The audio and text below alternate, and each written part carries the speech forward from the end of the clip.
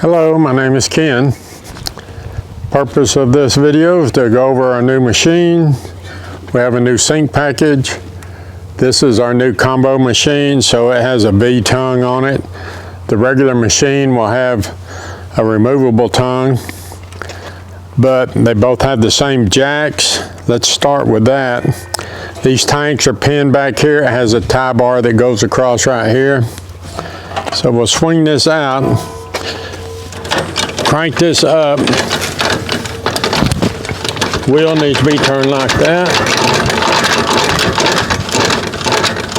It has a little pin right here that it rolls up into. It keeps that wheel from turning. And you just pull these and swing it up. The tank will swing right over it. Take your handle off. Has a magnet in here to hold it on there, but make sure you take it off before you travel down the road so you don't lose it. Other thing about this jack is if you have a high truck or a high hitch on your vehicle or a low one, you can pull this right here and this jack goes up and down. So that kind of adjusts for the height of your ball. Okay, so let's go over the sink package. Before we do, I want to show you we've got a new rack on our machines. The combo machine will hold 6 flags. As you can see, I've got 2 big ones in the back and then 4 smaller ones up here. Each post you can stick a flag in, a 1-inch post, but it's really nice. People can see your flags, see you walking down in a fair or something, they can see your flags flying.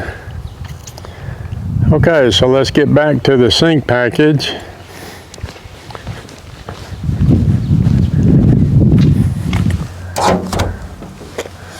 Okay, so we have, let me get a little closer here so I can show you a better view of it.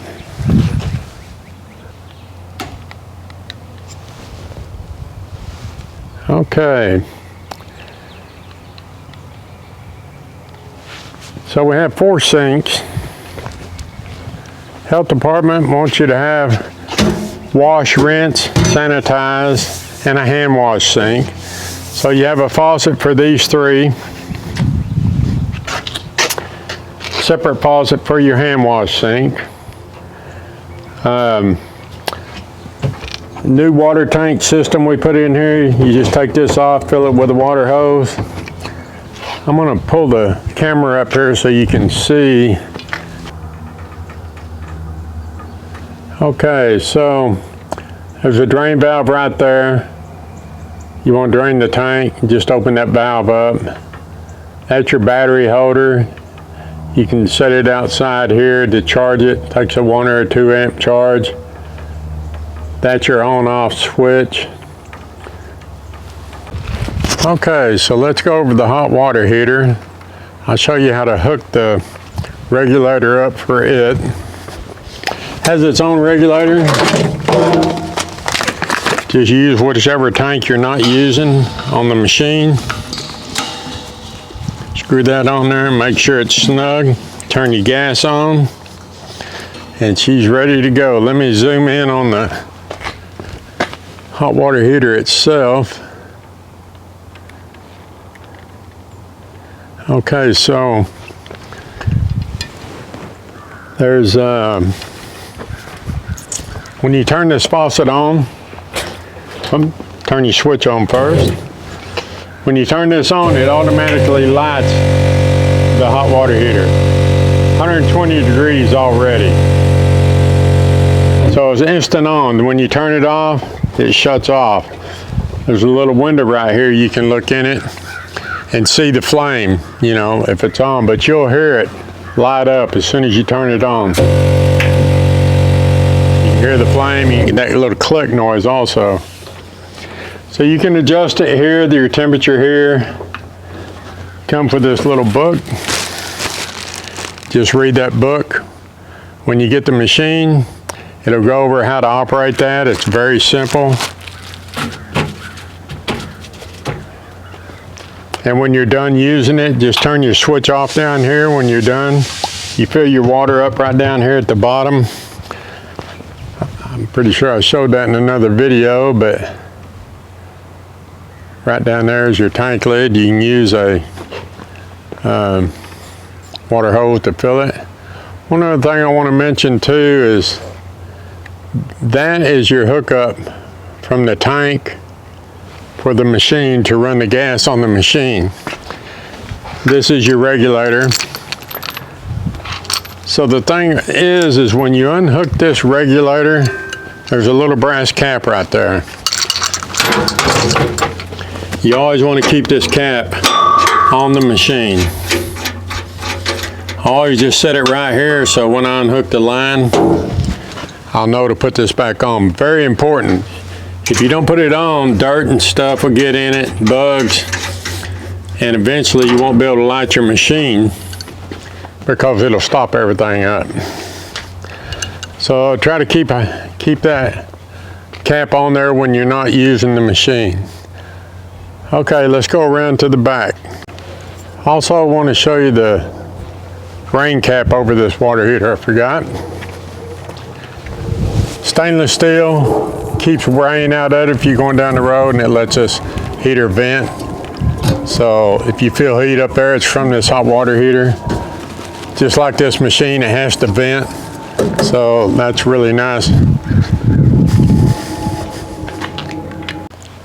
Okay, before we get started, I want to give you a glimpse of our new combo machine. It has a second oven on it.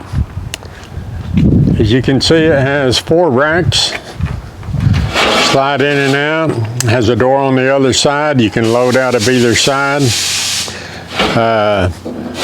We built this machine for cooking turkey legs, potatoes, whatever you want to put in it.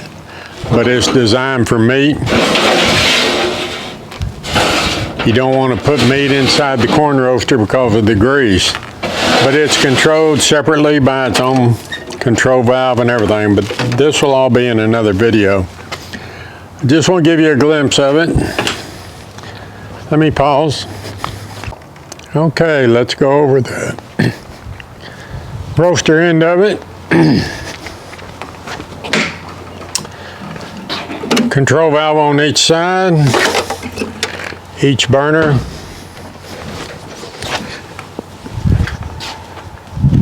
So in order for these to work, you have to push this, turn this valve this way, push this button in,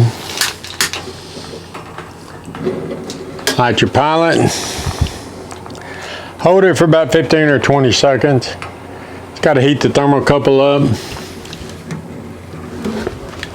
You let off and it should stay lit.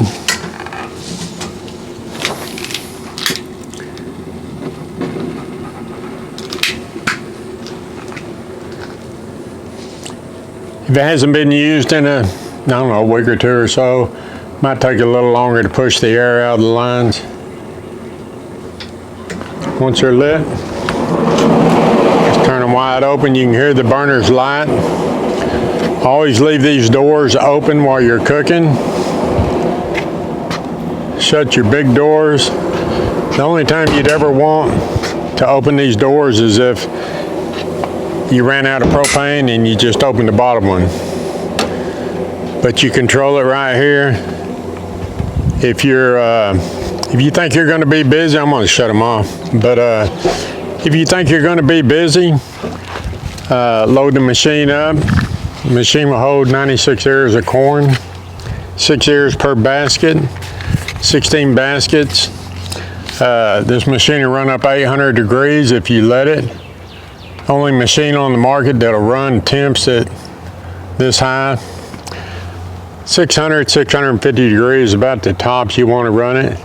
Corn will cook in 15 to 16 minutes. If you're not that busy, run the temperature back down 450, 500 degrees. The corn will cook in 25 to 30 minutes. So it just depends on how busy you are, what temperature you're going to run at.